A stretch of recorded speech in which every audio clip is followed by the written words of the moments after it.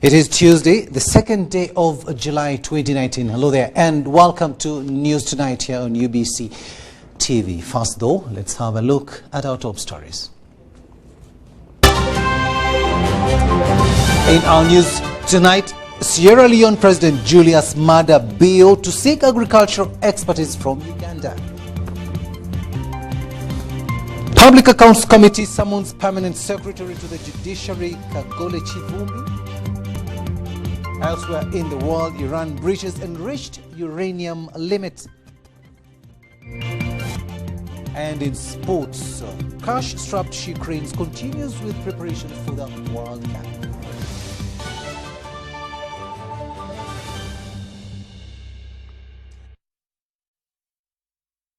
Are coming to you live on air from Broadcast House here on Nile Avenue. On sign language, it is Mogalo Mohammed. And I am Edward Rukidi Kijanangoma. Now, Sierra Leone's President Julius Maada Bio has pledged to cooperate with Uganda in improving agricultural sector in the two countries. Now, he was visiting Kapeka Industrial Park in Nakaseke district after a tour of the park and the presidential farm at Kaumu. Philip Aguta gives us more.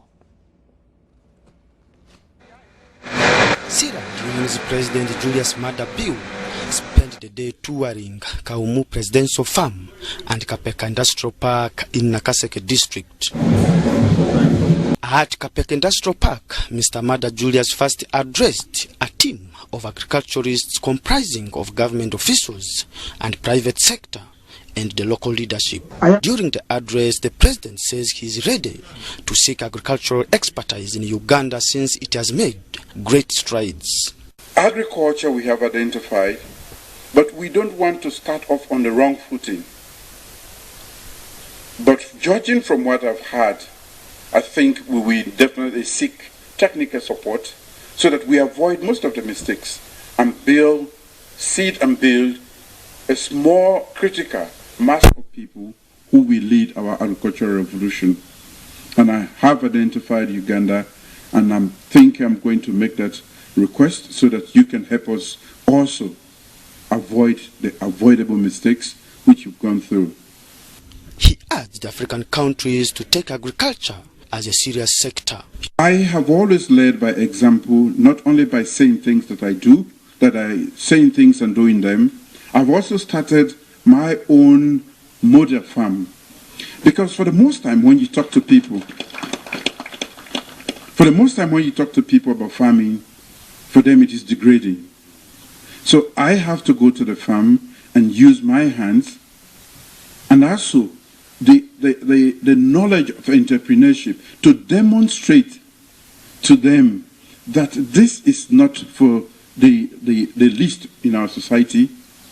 We all eat every day, from the president to the beggar on the street. So your endeavor as farmers definitely feed everybody. Uganda's Minister for Agriculture, Vincent Sembija, appealed to African leaders to support locally produced products. We go outside. We import things which we can import from Sierra Leone. And of course, Sierra Leone also goes outside to import things which they can get from the neighbors, including Uganda. So this African cooperation which you are promoting, Your Excellency, we really want to thank you very wholeheartedly. The president was received at Kapeka Industrial Park by Senior Presidential Advisor on Security, General Salim Saleh, who applauded Mr. Maada's efforts in promoting agriculture. Your Excellency, I know I watched one tape where you were asking yourself, why can't African armies put the guns in the stores and then they go into production? I liked that video which you were talking, and sir, today you are in the heart of that experiment. We shall support your views and we are behind you if you can also be our commander in front. The president then later toured a number of factories at Kapek Industrial Park, including Ho and Mu Food Technology Factory. He was taken through the process of preserving mangoes through drying for export. He also visited Goodwill Tiles Factory, where tiles are being made in thousands of tons for the East African market. The president also toured the Kaumu Presidential Model Farm in Nakaseke, where President Museveni is piloting a 4-acre model. Mr. Mada Julius's state visit ends on Wednesday with the blockchain conference in Kampala. Philip Aguta reporting. For that report there. Now, the Parliamentary Public Accounts Committee has summoned the Permanent Secretary to the Judiciary, Kagole Chivumbi, to appear before the committee on Wednesday and answer audit queries. Now, the second summon comes after he skipped committee proceedings without notice and delegated his personal lawyers to represent him. On Monday, the Parliamentary Public Accounts Committee summoned the Director of Criminal Investigations, Grace Akulo, to take part in the proceedings of the judicial officials following a whistleblower's petition and suspected collusion of embezzlement. PAC decision follows scrutiny of the judicial expenditure of 34 billion shillings, which the Auditor General queried as a mischarge, where Kagolo Chivumbi is alleged to have connived with other officials in the judiciary to misappropriate the funds. Kagolo, who was supposed to return to the committee today, skipped the proceedings without notice and instead delegated his personal lawyer, Obed Mwebesa, to represent him. The Constitution does not talk about a lawyer. His lawyer came and informed me that he's been sent by the accounting officer of the judiciary to come here and represent or communicate whatever he has to communicate.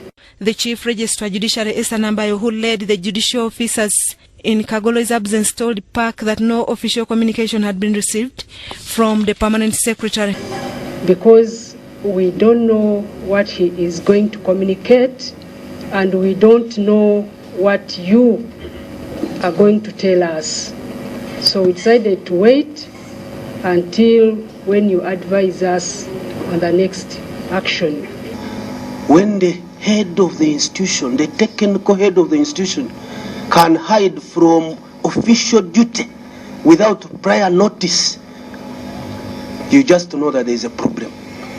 Wrong institutions cannot have right people working in them, because a wrong institution shapes the behavior of the people in that institution. But it is generally rot in the whole system.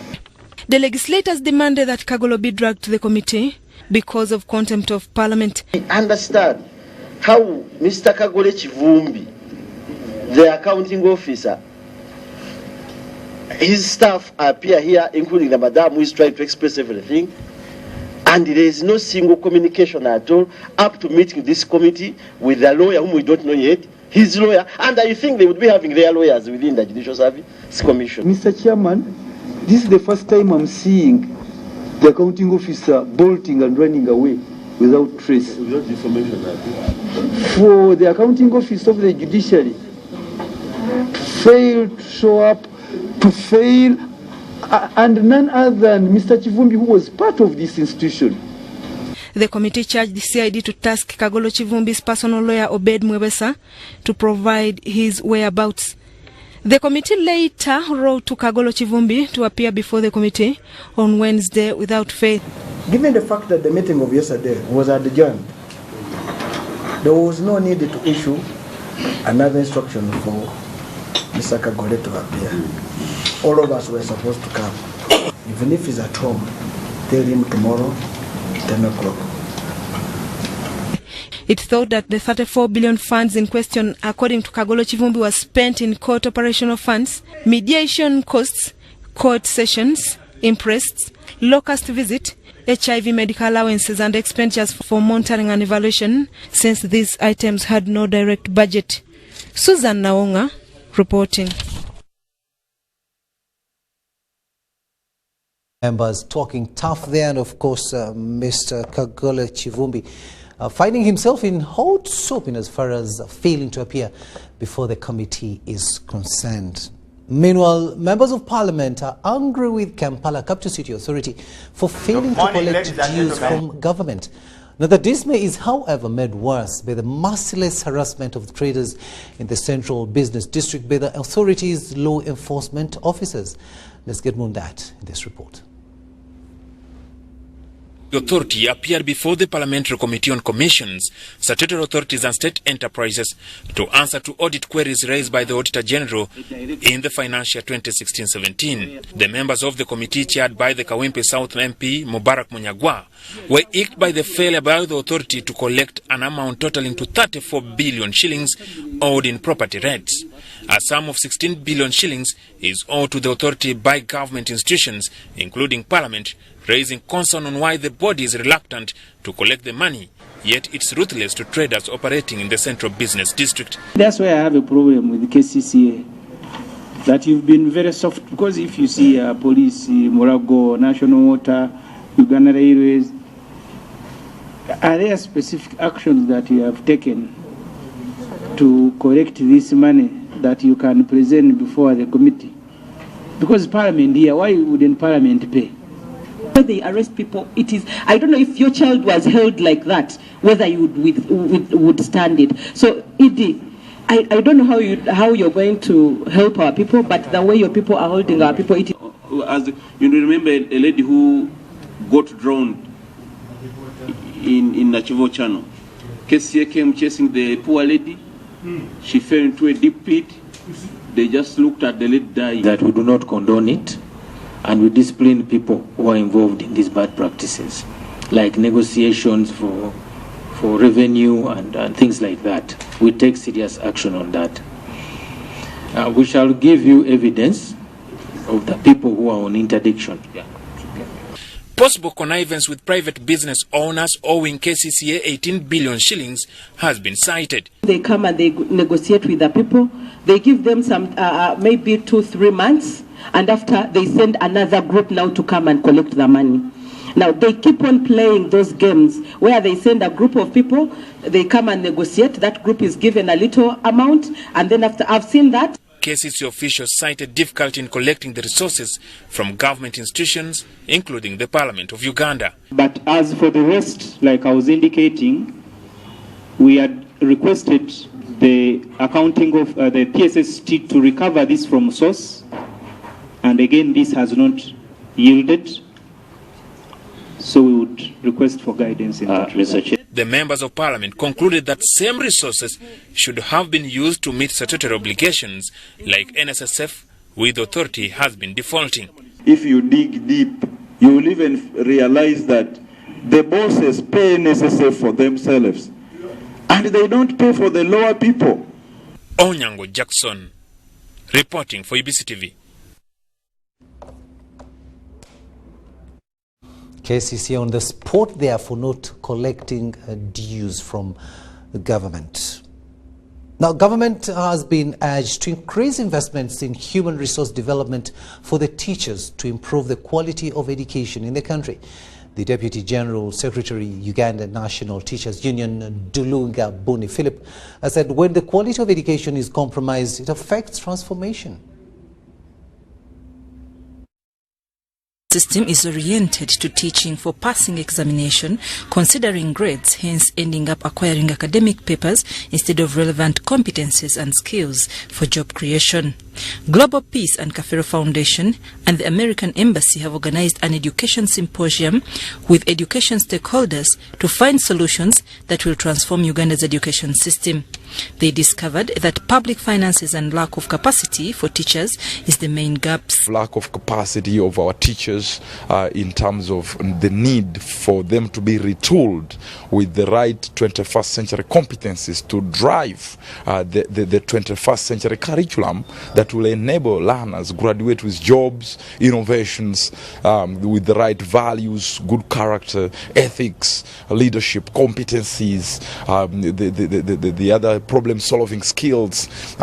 Transforming education requires changing teacher-lecturer syndrome, where students are given chance to research and discover things for themselves.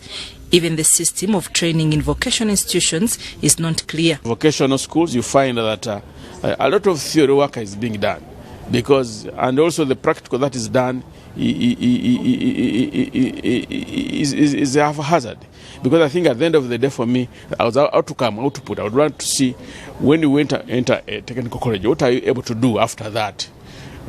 Because what can you innovate?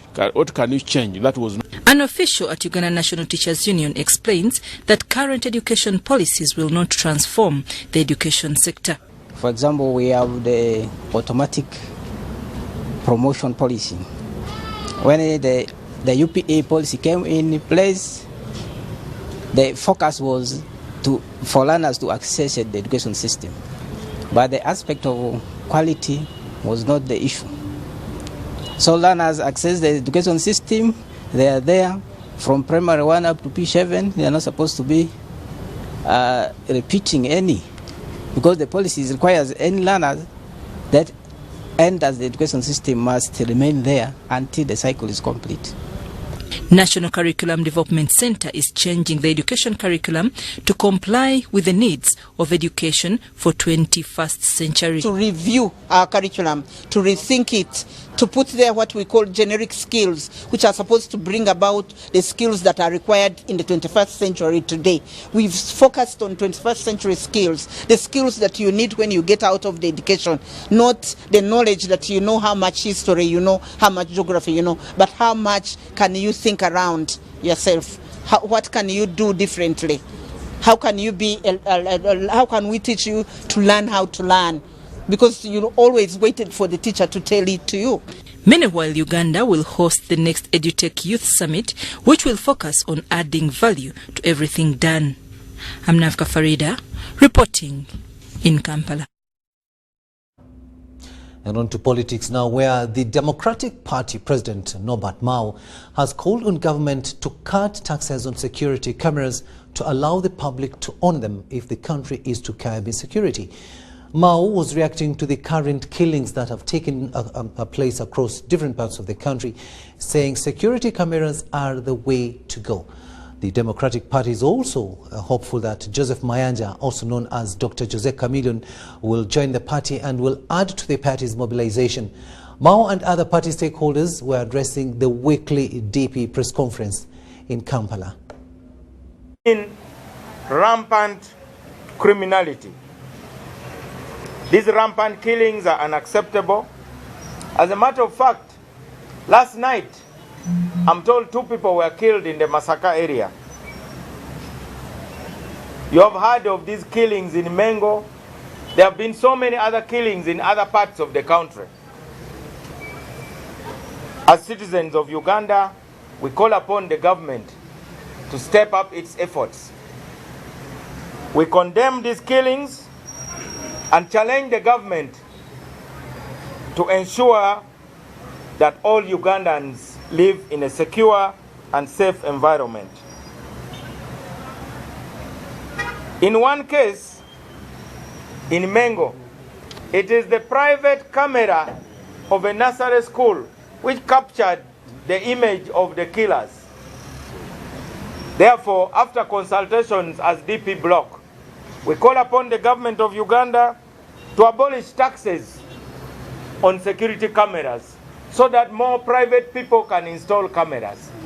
We want these cameras to be affordable. I'm told there are even cameras that can now be installed in cars so that whatever is happening around your car is recorded and through your mobile phone goes into cloud. So even if you are being strangled in your car, it is recorded and it is kept in cloud.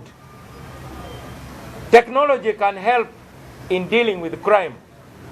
Now, security is too important to be left to the police only. We are going to be handing over cards to our new members. One of them is Dr. Jose Chameleone. There are so many who have decided to join the brand of DP. And after we sign these new wonderful players. We will make a decision how to deploy them. Because some of them, you cannot just sign them and then they start out. No, we are going to deploy them.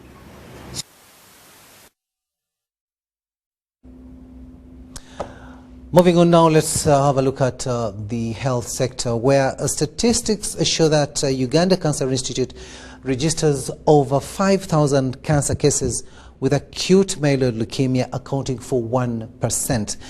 Acute myeloid leukemia is a cancer that affects the blood and bone marrow, with excess immature white blood cells that reportedly interfere with the production of normal white blood cells, red blood cells and platelets. Now, the epidemic was the cause of the demise of Bob Collymore, the chief executive officer of one of the renowned telecom brands in East Africa, Safaricom. On Monday, the telecom world was disturbed when Safaricom's chief executive officer, Bob Collymore, died. A Guyanese-born, Bob Collymore succumbed to acute myeloid leukemia, a disease that very little is known.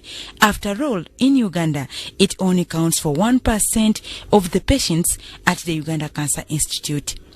Acute myeloid leukemia remains a complicated type of cancer that affects the blood system, and so is its treatment, though early detection would lessen mortality.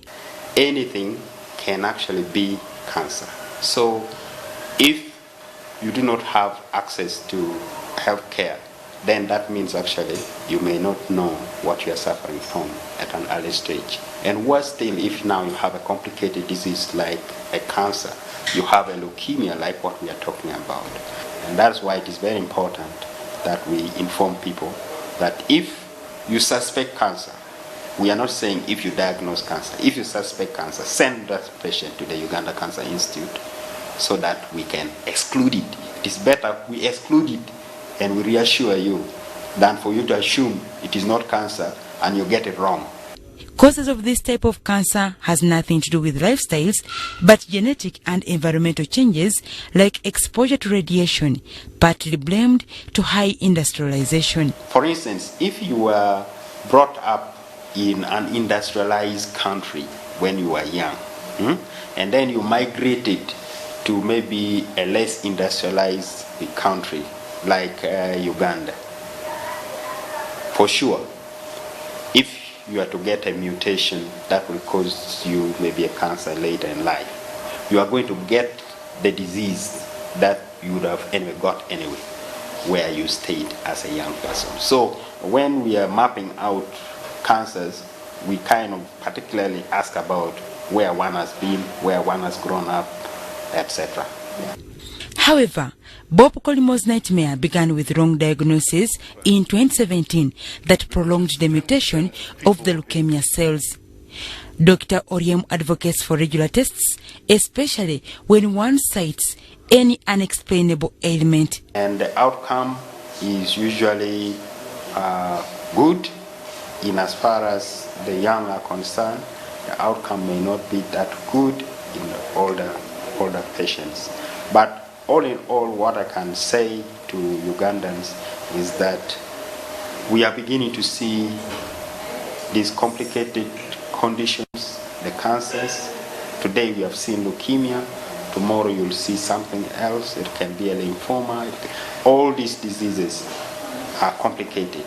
But the good news is that we do have a system in place where people can present, and then we can actually make diagnosis. And once diagnosis is made, then treatment can be made and life can be saved. Accordingly, doctors recommend that once you detect anemic conditions, yet you easily bleed even on a simple scratch, mouth bleeding when brushing, among other signs and symptoms, chances are high that you are already an acute myeloid leukemia candidate.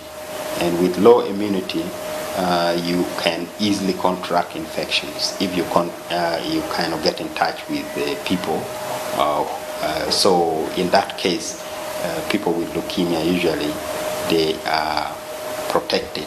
Even with the complications surrounding the handling of patients of acute myeloid leukemia, Dr. Oriem explains that the Mulago-based Cancer Institute knows although more funding will lead into proper management of the disease. The capacity where we are talking about the know-how, we do have, but we do need more.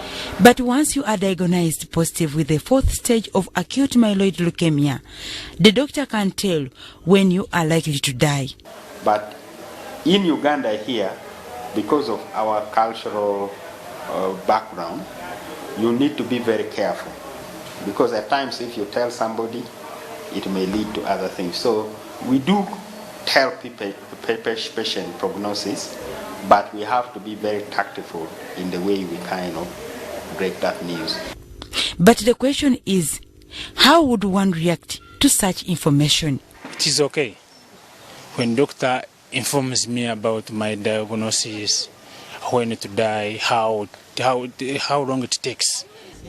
Dr. Skimon and Banadiga, UBC TV News. Not simple when you know that you're going to die in the next 20 days. Thanks, Kimono, for that report. And we are now going to take a short break, but we'll return with business news.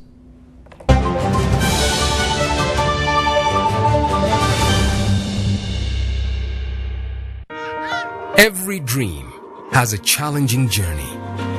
Ours began in 1998.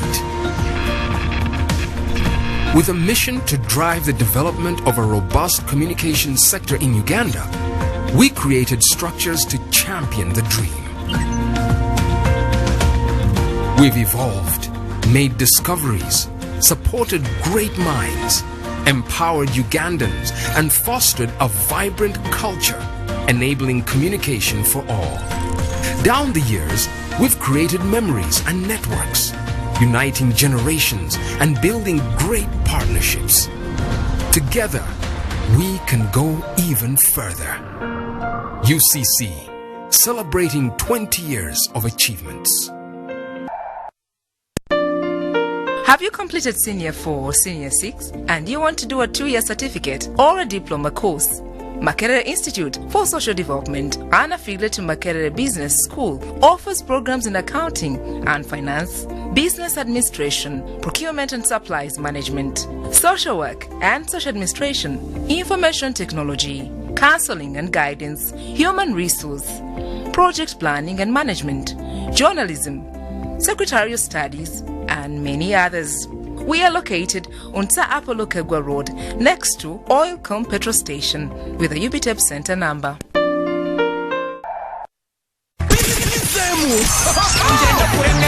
Loti y'omwaka nga bulijjo yinegguse ye loti y'omwana waffe asinga okuyimba gospel mu Lunyankole era nga ye Miss Mbabazi Kyamukongwire ku luno ebbango tuliwanise anti tuli bakubeera ku Serena Hotel e Kampala ng'ennaku z'omwezi 14 omwezi ogwa Julayi 2019 emiryango gya kugula ku saa 4 ez'akawungeezi okuyingira emitwalo 5 VIP emitwalo 10 ate emmeeza ya miliyoni emu yokka. Jangu tuwagira omwana waffe awerekeddwako Musibeta Florence, Maria Simwe, Father Musala, Twina Habat, Beyingana, Doi Tendo, Bettina Maganda, Joseph Segawa, biwagiddwa Pepsi, Travel, UBC TV, Star TV, Star FM, Kenam Construction Services, Horeb Company, Kampala Serena Hotel, SMS1, No Radio, mujje tuwagira omwana waffe ffenna tubeeyo.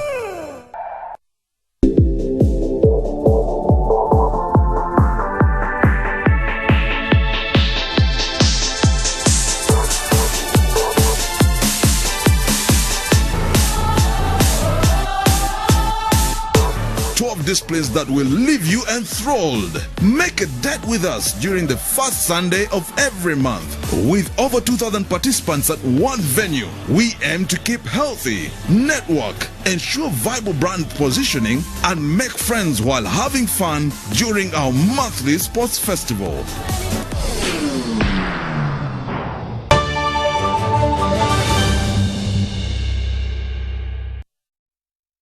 It is coming to 10:30 in the studios of UBC TV, and this is News Tonight. Now let's have a look at what's happening in the world of business. And the United Nations Women Chapter and Uganda government are supporting women in skills development under the Uganda Women Entrepreneurship Program. Now, the program in the Ministry of Gender, Labour and Social Development builds capacity of women with entrepreneurship skills. The Mastercard Index of Women Entrepreneurs of 2018 indicates that 33.8% of women in Uganda are engaged in sales development and marketing.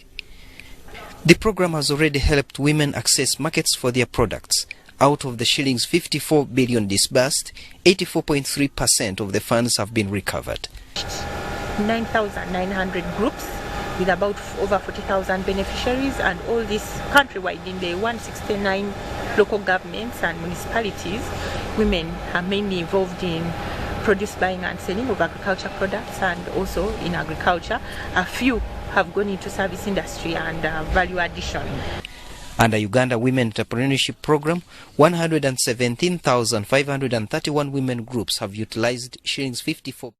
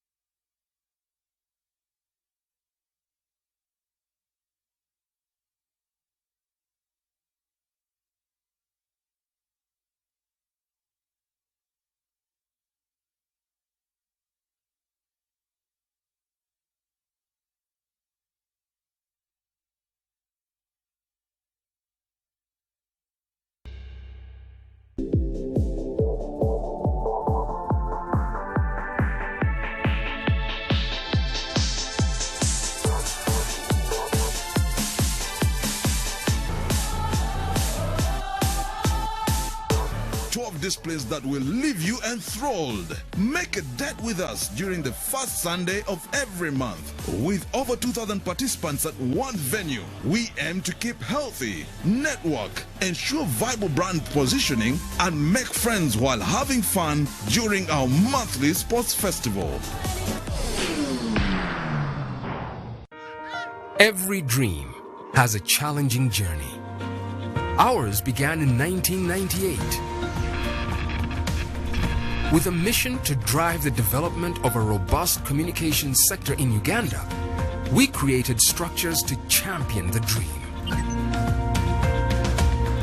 We've evolved, made discoveries, supported great minds, empowered Ugandans, and fostered a vibrant culture, enabling communication for all. Down the years, we've created memories and networks, uniting generations and building great partnerships. Together, we can go even further. UCC, celebrating 20 years of achievements.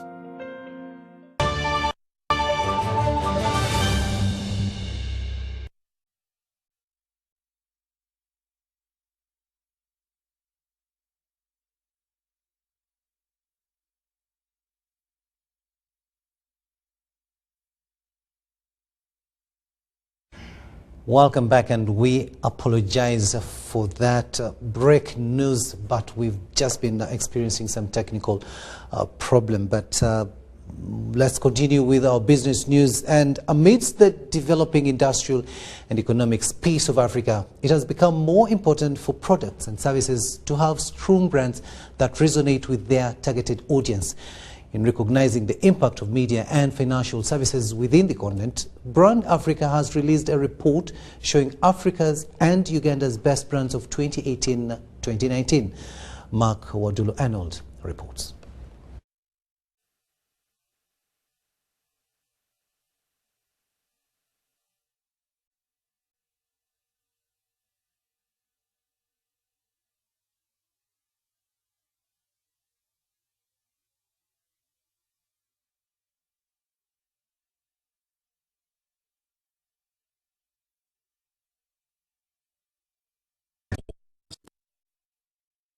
despite emerging strong brands in Africa like Dangote and MTN, among others.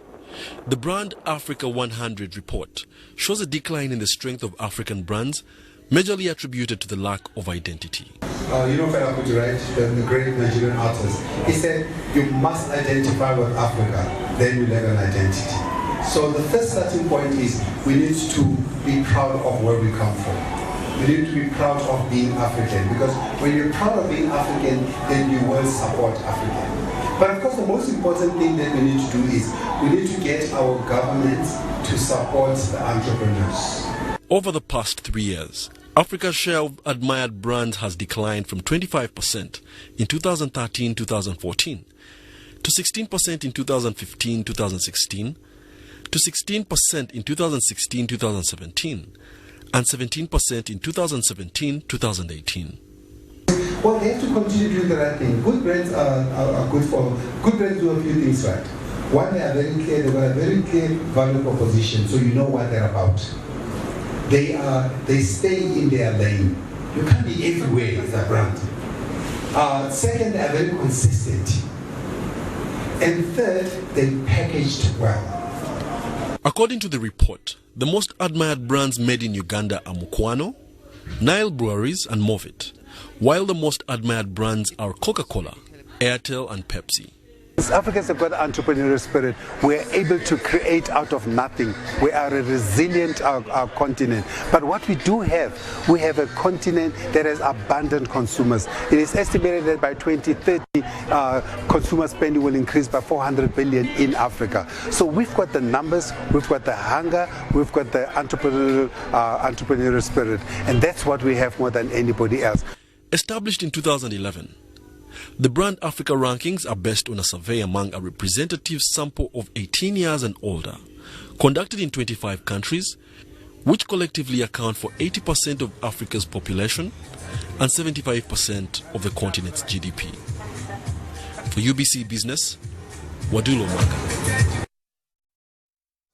Thanks, Mark, for that report there. Now let's have a look at our financial market report. And on currencies, the shilling depreciated to 3,699.5 Ugandan shillings and 3,709.5 against the US dollar. And on the markets in the subdued trading activity today, partly 2.34 million Ugandan shillings, which is equivalent to about 633 US dollars, was realized in turnover.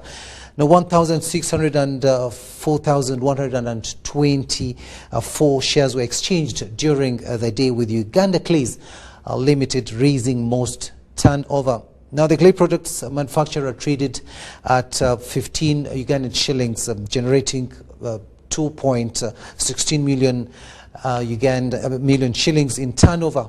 Umeme, Stanbic Uganda Holdings and Bank of Baroda Uganda made a combined 0.18 million shillings, as their prices closed at 300 Ugandan shillings, 29 shillings and 128 Ugandan shillings respectively. Let's have that preview.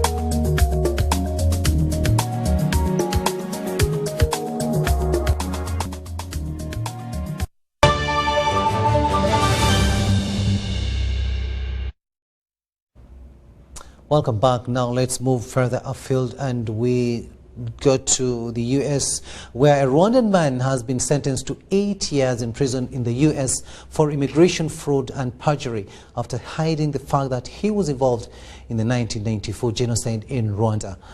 Jean-Leonard Taganya, 47, was convicted and sentenced for the most serious form of immigration fraud, lying about his status as a war criminal to win asylum in the United States. In just 100 days in 1994, about 800,000 people were slaughtered in Rwanda by ethnic extremists.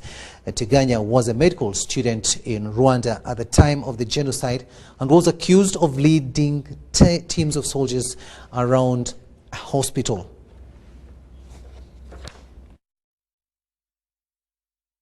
To Somalia now, where Somalia has marked the 59th Independence Day, during which President Mohamed Abdullahi Mohamed Farmajo called on international partners to prioritize development support rather than aid. The president hosted a state banquet for members of the international community resident in Somalia. Now, the banquet took place at the presidential palace, the Villa Somalia, in the capital, Mogadishu. The president hailed international partners for the support to Somalia and noted that the support has boosted the country's recovery efforts. In attendance were representatives of multilateral and bilateral partners who have played a critical role in Somalia's path to stability.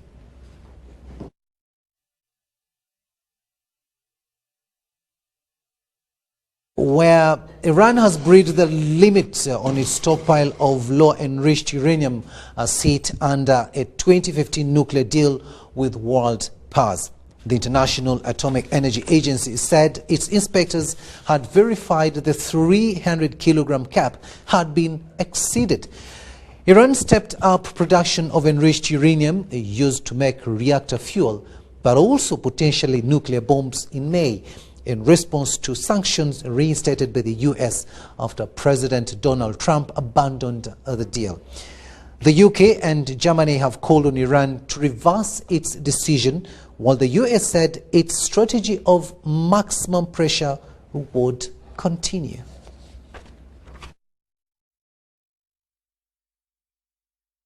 Forget the long line hassle. With OneXBet, the power of placing the perfect bet is at your fingertips. Bet anytime from anywhere. Best of all, payment is instant. Place your bet on whatever you choose. Virtual games, bet games, sports, and even live betting. Winning has never been this simple. Bet with OneXBet. Advanced gaming is regulated by the Lotteries and Gaming Regulatory Board. Betting is addictive and can be psychologically harmful, and it's only eligible to persons above 18 years of age. Brought to you by Bet with OneXBet.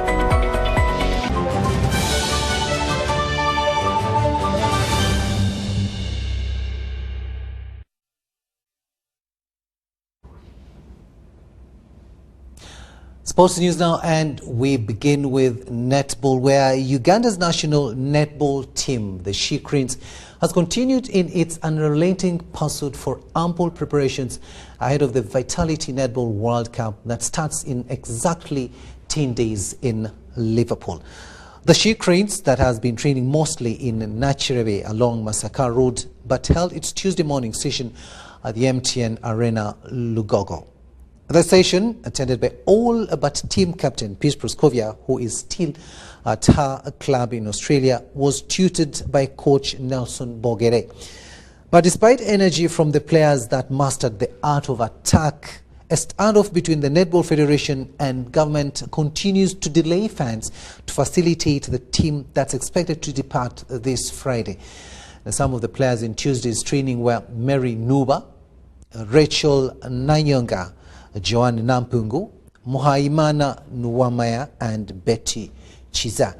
In England, Uganda contests Group D alongside the hosts, Scotland and Samoa, with a mission to better the 8th place finish at the last World Cup in Australia. On to chess now, where chess coaches have revealed that their efforts to teach basics to youngsters in Uganda are being derailed by parents that pamper their children. Now, this revelation comes at a time when Uganda is hosting the 2019 Africa Individual Schools Chess Championship at Zanadu Hotel here in Kampala. John Bansentamo reports.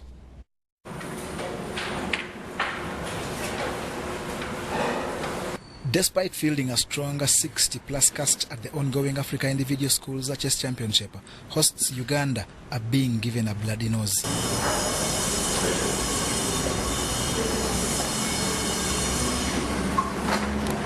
The hosts are only shining in the girls category, with Mary Kevin Dagire in pole to win the championship, at which others are like Hamswandane Sivakuma and Janice Namiro still target a podium finish. It was my dream to become a grandmaster, but then Coach Vianney told me that there are very many steps to go to grandmaster stage. So then I knew that FIDE master was the first stage. So since it has been my dream. Currently I'm in second position, and if I win I can maintain my chance to get a title as WCM. In the under-11 category, Botswana's Mpene Thuto remains dominant, while only a shambolic display can stop Tanzania's Cleophas Charles from winning the under-17 open category. Why Ugandan youngsters are performing below par is better explained by player and coach Farouk Fauza. At times, these players, most of them are in international schools and they are pampered by their parents. So we try to put this discipline in them, but the parents want to defend the children even when they are wrong. So we have a challenge that this game is played by the high-class people with high incomes, but they pressure their kids a lot. The parents should leave the children fight some of their wars. You can't fight all the wars of a child. And this game involves critical thinking. So without that, we can't go far. That's why you find the Olympiad team is full of veterans like me and people who are 30 and above. This is a ranking championship whose winners are guaranteed chess titles upon its climax on Wednesday. John Barnes, Sentamo, reporting. Thanks, Barnes, for that report there. And finally, let's look at motocross, where all is set for the 5th round of the National Motocross Championship due this weekend at Busika Racetrack. Now, this championship is expected to provide thrills because from it, a national team to contest the African Championship in Zimbabwe will be named. The battle for national team places is expected to dominate proceedings at this weekend's 5th National Motocross Championship at Busika Racetrack.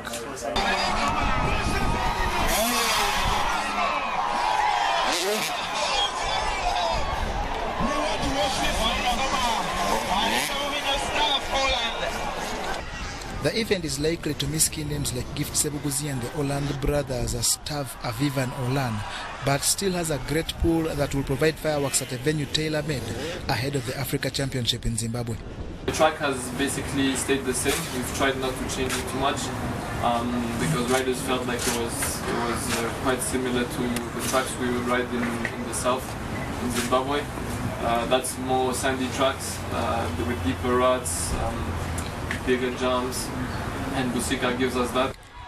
The likes of Wazir Omar, Ali Omar Yassan, Fortune Sentamo will light up the 125cc category, while hassle for the national team slots in the 50cc will be spiced by duels between William Blick Jr. and Miguel Katende. As a federation, we have put a lot of emphasis on safety, in that we have made everywhere the track completely free of the funds, because what we are looking at a sport that is going to excite people but is not going to injure anyone. Excellent riders from this championship stand a big chance to represent at the FIM Championship in Zimbabwe next month.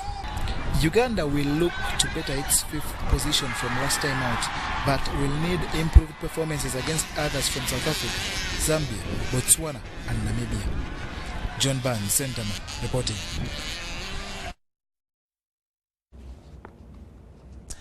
It is coming to 10 minutes to 11 p.m. in the studios of UBC TV. We've almost come to the end of this bulletin. But before we leave you, let's have a quick run on our headlines. In our top stories tonight, Sierra Leone President Julius Maada Bio to seek agricultural expertise from Uganda. Public Accounts Committee summons Permanent Secretary to the Judiciary, Kagole Chivumbi. Elsewhere in the world, Iran breaches enriched uranium limit. And in sports, cash-strapped she cranes continues with World Cup preparations.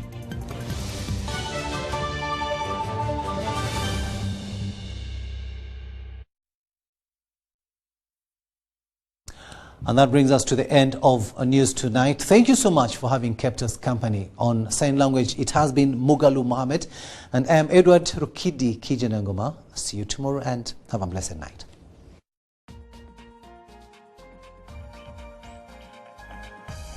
Was brought to you by UCC, celebrating 20 years of achievements.